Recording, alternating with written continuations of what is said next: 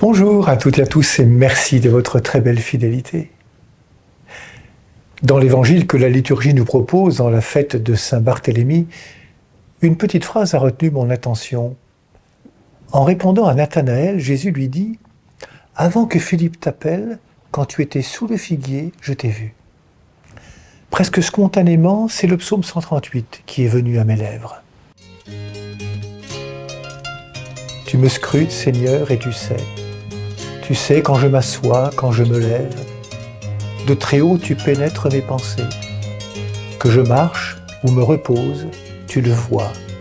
Tous mes chemins te sont familiers. Avant qu'un mot ne parvienne à mes lèvres, déjà, Seigneur, tu le sais.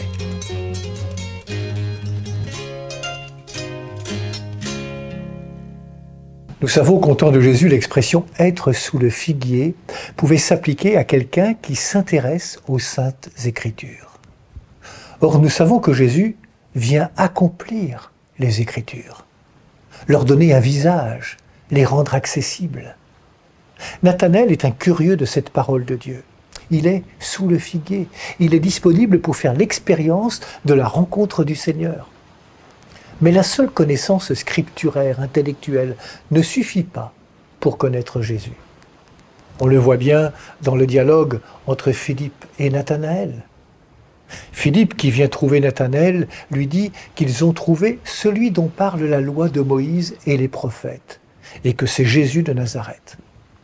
Nathanaël, qui pourtant connaît la Bible, reste sceptique. De Nazareth, peut-il sortir quelque chose de bon? On découvre que les Juifs attendaient certes le Messie, mais que ce Messie ne pouvait pas venir d'une simple bourgade comme Nazareth. Dieu est libre, libre de se faire connaître comme il l'entend et par les moyens qu'il veut. Il surprendra toujours. Et c'est le cas pour Nathanaël, qui est surpris par Jésus qui lui dit le connaître. « D'où me connais-tu » Et cette fois, c'est dans le dialogue, dans cette expérience de la rencontre que Nathanaël offre sa confession de foi. « Rabbi, c'est toi le Fils de Dieu, c'est toi le Roi d'Israël. » Beaucoup aujourd'hui, comme Nathanaël, n'ont pas encore rencontré personnellement Jésus. Alors, soyons comme Philippe, des témoins qui osent témoigner pour faire connaître l'Évangile qui est le Christ.